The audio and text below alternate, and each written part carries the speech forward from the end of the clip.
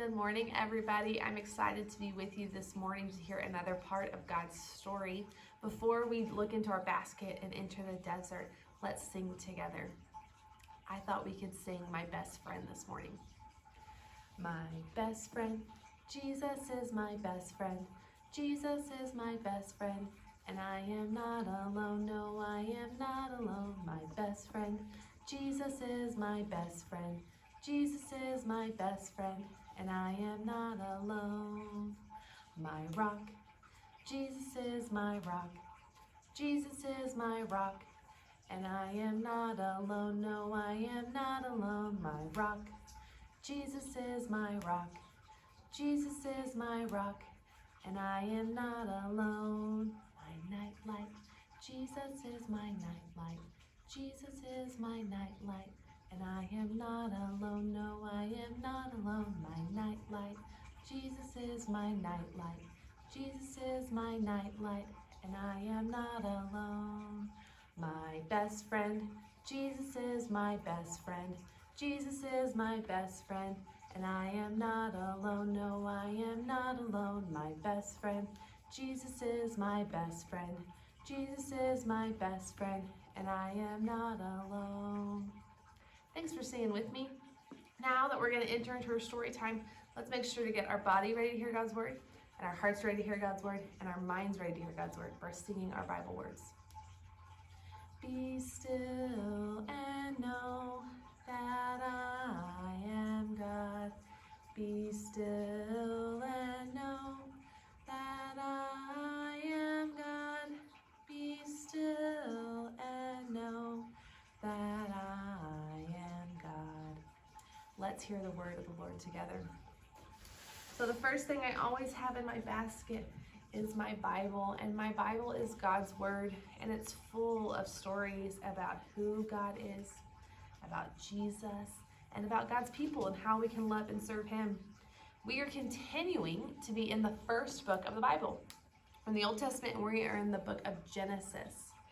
And we're skipping ahead a little bit. We're starting a new place, and we're in chapter 37 today. And our story is all of these yellow words. So it's a little bit longer of a story today. And today our story, we're still in the desert. Because a lot of God's things happen to God's people in the desert. And we know that the desert can be a hard place to live. Why don't you turn to someone near you, maybe a brother or sister, a mom or your dad or a grandparent, and tell them what's something you know about the desert.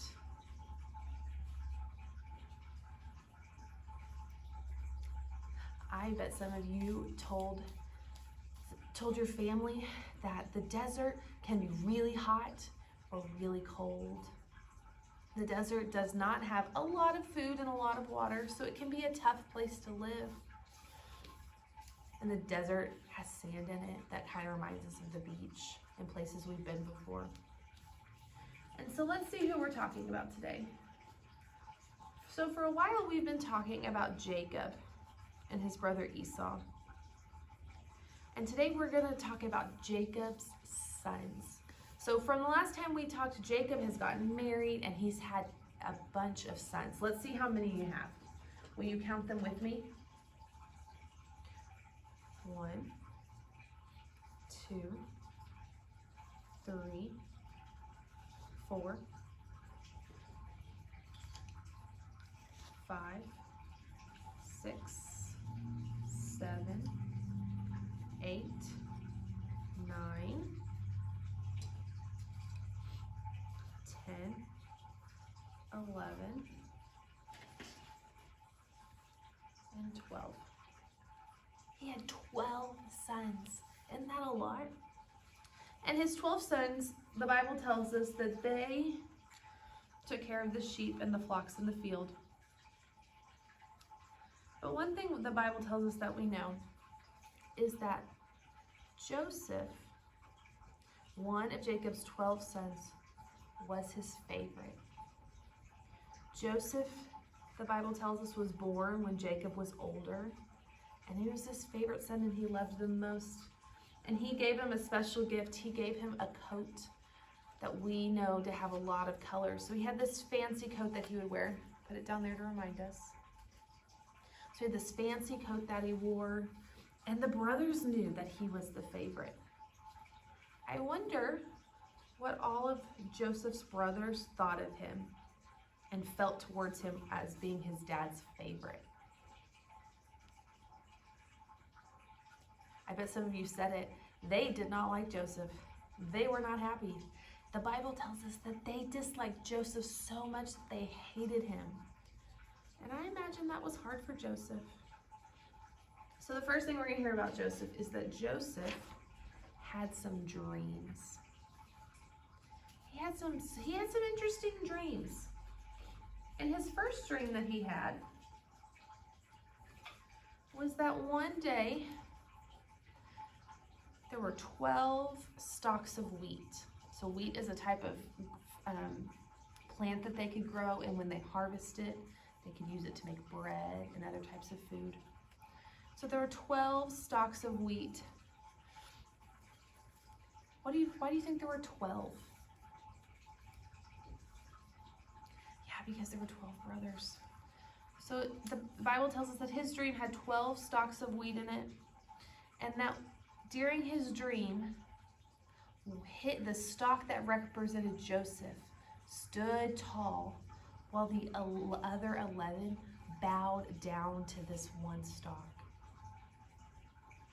I wonder what that means. I wonder how that made Joseph feel. Our Bible tells us that he woke up that next morning and he told his brothers and his family about his dream. That it looked like all the brothers in his family were going to bow down to Joseph one day. And I bet you can imagine that the brothers did not like this.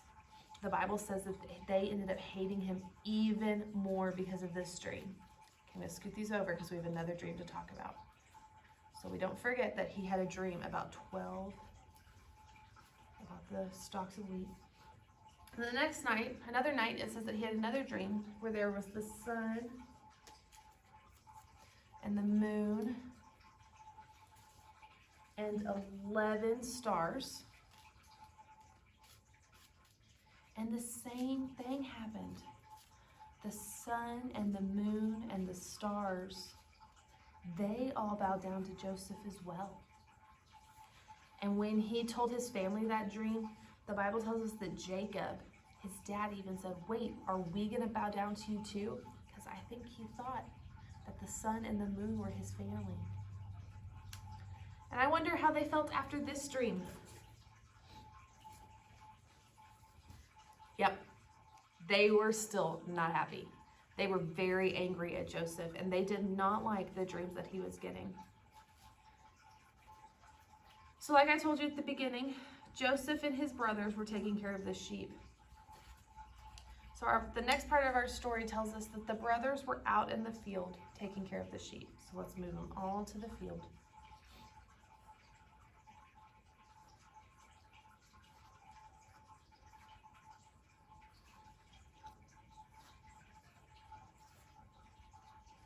There we go. So all the brothers are in the field taking care of their sheep.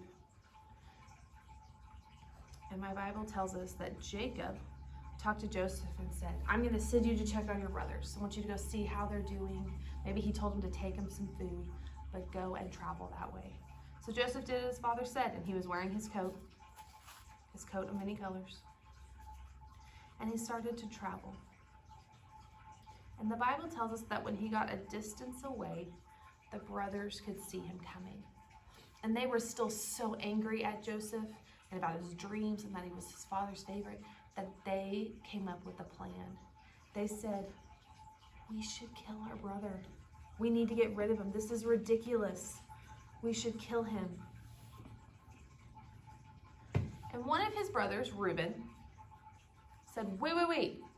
That feels extreme. Why would we kill him? We don't need to kill him. Let's just scare him. Reuben said, "Throw him into this empty well." So out where they were working, there was a big well where they could get water out. He said, "Let's throw them in the empty well here in the desert. but don't harm him yourselves. So, and Reuben, the Bible tells us that Reuben said this in hopes that he could take Joseph back to his father, that he could save him.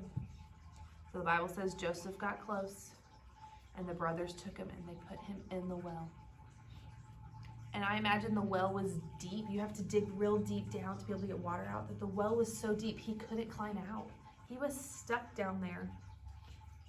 I wonder how Joseph felt while he was in the well. I wonder what kind of things Joseph might have been thinking or trying to do while he was in the well. What do you think the brothers were thinking as they threw him in the well? What did they feel afterwards? Were they sad? Were they happy? Were they nervous? These are all good things to wonder about. So Reuben leaves for a little bit. The Bible doesn't tell us exactly where he goes. I imagine he was checking on the sheep, but he walked away. He wasn't right next to them. And the Bible tells us that the brothers, they sat down and they ate their meal. And while they were eating, they saw 3 traders traveling their way.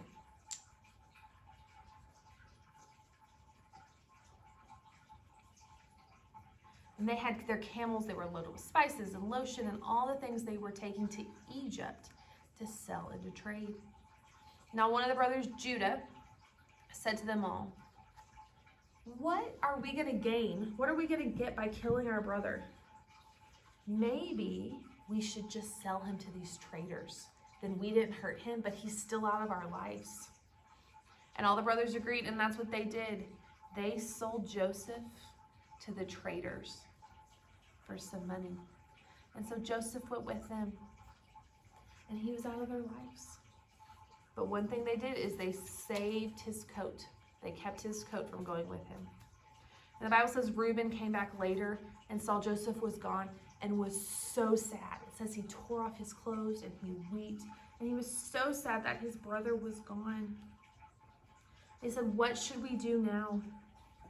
So what they did is they got Joseph's beautiful coat and they killed one of their goats and they put blood on it and they ripped it up and they took it back to their father.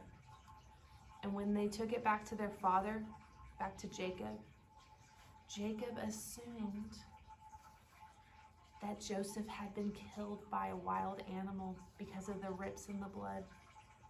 And Jacob was so sad. He did what Reuben did. He tore his clothes. And he was mourning the loss of Joseph because he doesn't know Joseph is still alive, but on his way to Egypt.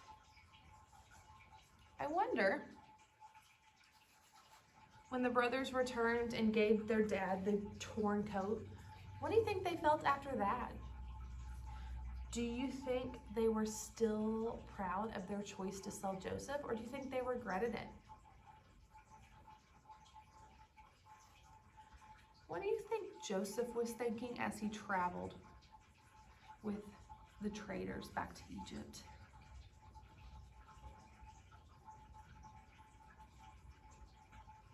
I wonder, what would you do after this, in this time? What might we say to Jacob? So that's the end of our story today.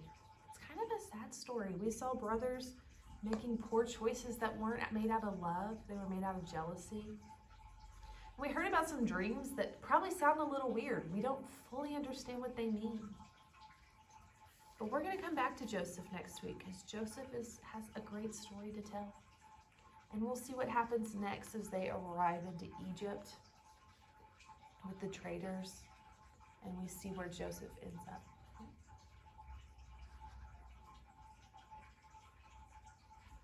Well, friends, that's the end of our story today. I'm glad you joined me to hear God's word. Don't forget to love God with your whole heart this week. Bye, everybody.